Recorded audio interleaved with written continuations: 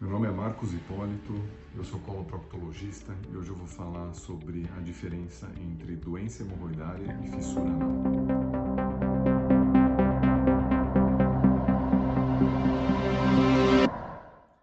Bom, hoje eu queria falar de um assunto que é muito comum no meu consultório. Os pacientes eles chegam, a grande maioria, achando que tudo que dá dor nessa região é hemorroida. Mas na verdade, na grande maioria das vezes, a hemorroida ela não dói. Ela vem com alguns sintomas, por exemplo, o sangramento, o prolapso hemorroidário, que as hemorroidas elas acabam saindo da região anal. E normalmente, quando a hemorroida dá dor, quando tem uma consequência dela, que é a trombose hemorroidária, tá? Então, hemorroida, nós nascemos com hemorroidas, mas alguns pacientes, 50% da população acima de 50 anos, ou seja, metade da população acima de 50 anos, vai ter algum grau de doença hemorroidária, né? Então, o que eu sempre falo para os pacientes, quando você chega no consultório, a grande maioria deles acabam achando que tem hemorroida, mas daí você vai fazer o exame proctológico, acaba encontrando outras doenças orificiais, principalmente a fissura anal, que está muito relacionada à dor, principalmente durante a evacuação, porque a fissura anal ela é um corte, nada mais é do que como se fosse uma ulceração, tá? um rasgo nessa região do ânus. E imagina uma ferida nessa região do ânus, quando passam as fezes, normalmente as pessoas vão sentir dor, mas associam isso muito à doença hemorroidária, tá? Então a gente precisa fazer essa distinção, tá? Logicamente a gente faz isso através do exame proctológico, coloca o paciente deitado. Normalmente eu gosto de colocar ou na posição genopeitoral, né, que é a posição teoricamente de 4, ou coloco na posição de decúbito lateral esquerdo, na posição lateral esquerda. Com isso eu consigo fazer o exame proctológico, né? Eu olho externamente para ver se tem alguma doença perianal, algum buraquinho, alguma fissura, uma ferida, enfim, ou tem prolapso hemorroidário, né, que são aqueles mamilos hemorroidários que ficam exteriorizados, né? E depois eu faço um toque retal, posso fazer uma anoscopia, eu faço muito, acho que praticamente em todos os pacientes eu faço anoscopia, só se o paciente tiver muita dor, aí eu não faço, tá? Aí eu prefiro falar para o paciente, se tiver com muita dor, a gente tenta dar algum analgésico, fazer algum tratamento, por exemplo, para a fissura anal, se realmente eu conseguir ver a fissura anal, senão tem que levar o paciente para o centro cirúrgico fazer, a gente chama exame sob narcose, né? Os antigos falavam exame sob narcose. Exame sobre anestesia, só para ver o que está acontecendo e de repente a gente já consegue tratar durante a cirurgia, mas isso também depende muito, tá? O mais importante é no exame proctológico, através de uma retoscopia, identificar os mamilos hemorroidários que estão sangrando.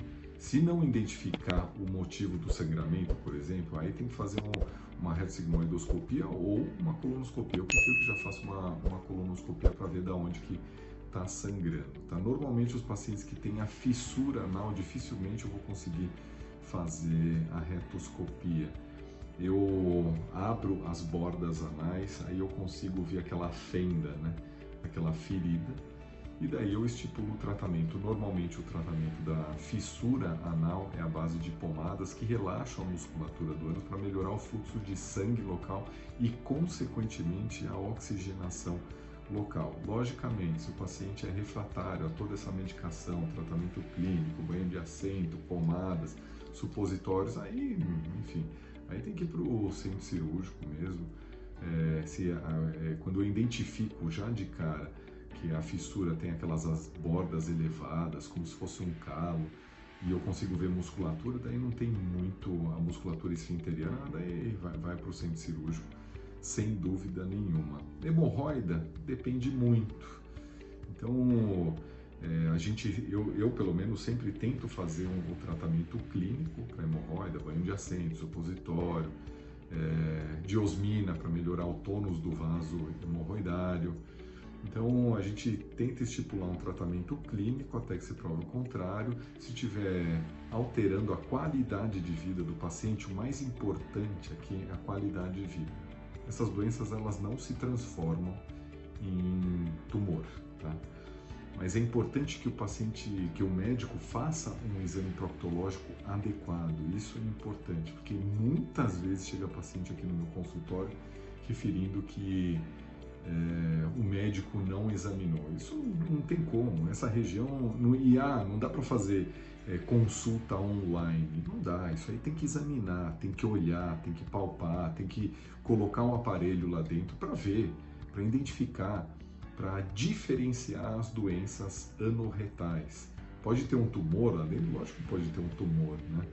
Dependendo, às vezes, da idade, o paciente às vezes até com dor, sangramento, precisa investigar essa parte. A gente não pode achar que tudo nessa região é hemorroida. Não, a gente tem uma elucidação diagnóstica, tem que entender os sintomas do paciente e no exame proctológico identificar o que pode estar levando ele a ter todos esses sintomas: sangramento, prolapso, dor, prurido anal, que é coceira, mucorreia, tenesmo, mucorreia que sai muco, tenesmo, dermatite perianal. Por que tem essa dermatite? Porque tem essa coceira.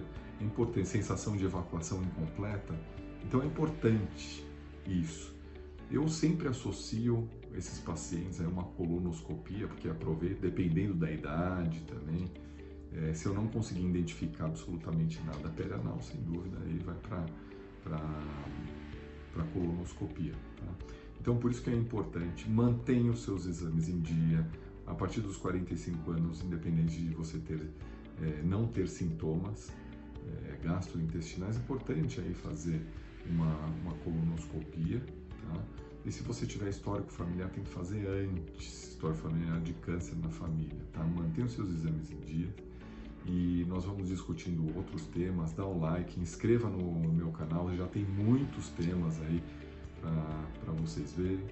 E tá muito legal colocar esses temas aí no YouTube, porque as pessoas estão me pedindo fazer comentários, fazer essa associação com outras doenças.